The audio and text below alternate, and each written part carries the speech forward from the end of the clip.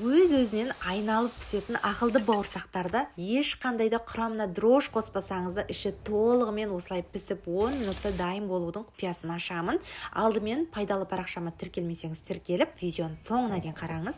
Дәл осы құрамдарды блендермен бірінші араластырып аламыз. Енді бұл жердегі құпиясы мен дәл осы Петропавл айраннан құйдым. Кез келген пайыздығын қолдана берсеңіз болады.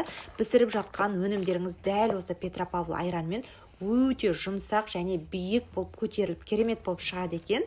Енді електен өткізген ұнды салып, осылай жұмсақ қамыр елеп, барлығын домалақтап алдым, немесе оқтаумен жайып кесіп алсаңыз да болады.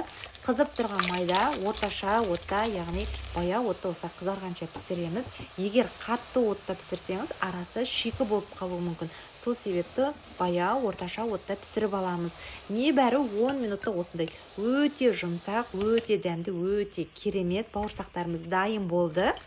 Енді осы бауырсақты сгущенка немесе шоколад пастасымен бірге ұсынсаңыз болады. Ал енді біздің отбасымыз осы бауырсақ кез келген тағамды осы Петропавл айранмен бірге ішкенді жақсы көреміз. Сіздерге де кеңес беремін. Өте дәмді кетеді екен айранмен. Міндетті түрде жасап көріңіздер, баршаңызға ас болсын. Блиниді енді осылай жай ғана жасай бергенше, қонақ дастарханға өте оңай, өте керемет осындай рулет жасап көріңіздерші қыздар. Өте оңай ғой, әсіресе торт жасай алмайтын қыздардың өзі, тіпті мектеп оқушысына дейін жасайды.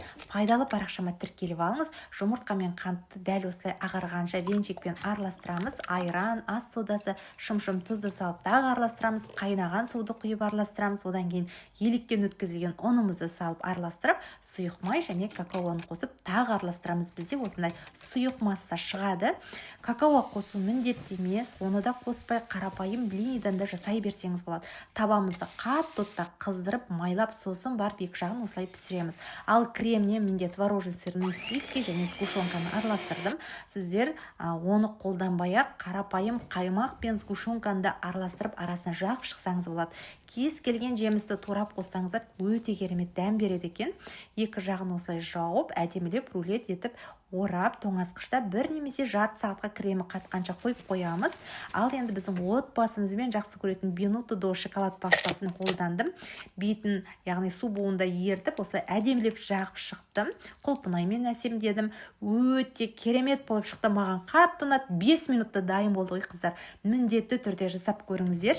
Осындай керемет тәттіні әрине қасына бальжик, классикалық түйіршіктелген қара шаймен бірге ішті. Құрамында еш бояғышы да жоқ. Міндетті түрде жасап көріңіздер. Ас болсын баршаңызға. Мына шаймен керемет кетеді. Шайға мына десертті жасап, торттың да, пирогтың да керек болмай қалатын білмей қалдым. Еттен кейін әсіресе керемет кетеді екен. Ол үшін үйдегі бар жоғы 15-20% қаймақ, тары, сгущенканы араластырамыз. Қызыл ірімшік болса да, оны да қосып жіберсеңіз болады. Ал бетін тағы да қызыл ірімшікпен әдемілеп әрлеп шықсаңыз болады. Бар жоғы 1-2 минут қана уақытыңыз кетеді екен. Өте дәмді десерт шығады қыздар. Міндетті түрде жасап көріңіздер, басқа тәттінің қажеті болмай қалады. Ал енді мен көптен кетіре алмай жүрген осындай вафельницаның насадкасын жууға кірістім. Майы кетпей қойды. Сыммен қырып едім, ағарып кетті. Химиялық сұйықтықты да құюға болмайды екен. Сол үшін Каспийден осындай тазаның оригинал порошогына тапсырыс берген қыздар. Сіздерге кеңес берем 100% қыздар. Ыдыстарыңызды да, майлықтарыңызды да, киімдеріңізді де барлығын аппақ болып жалтыратады екен. Кетпей тұрған дағы бар қасықты да салып жібердім. Қайнап тұрған ыстық суды құйып 15 минутқа қалдырасыз. Осылай реакцияға түседі. Тіпті мынандай май құйғыш кетпей қалған сапсары осындай ыдыстарға дейін салып жіберсеңіз болады. Үстінен міне тағы да қосып жібердім. Біраздан кейін міне қараңыздар. Майы өзінен өзі кетеді ғой. Губкамен қарасаңыздар ешқандай май жоқ. Ыдыстарым жып-жылтыр болып, ал суым қап-қара майлы кір болып шықты қыздар.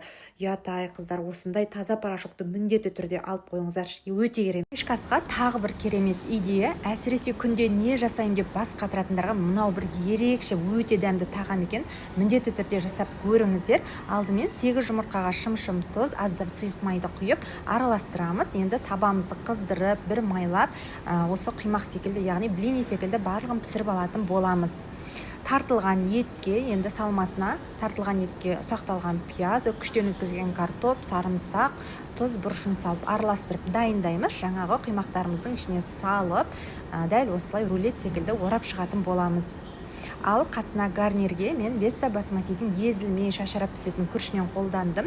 Осы күріш өзіме қатты ұнайды. Жақсылап жуып, енді суы мен тұзын салып, құйып, баяу отта бұқтырамыз.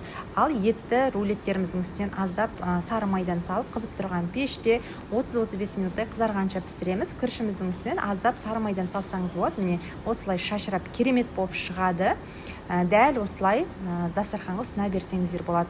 Біздерге қатты ұнады. Дастарханды әрі әдемі көрінеді, әрі тойымды. Осындай керемет тағамды қасында Байчи классикалық түйіршіктелген қара шаймен бірге ұсындым. Құрамында еш бояғыштары жоқ. Өте керемет, міндетті түрде жасап көріңіз.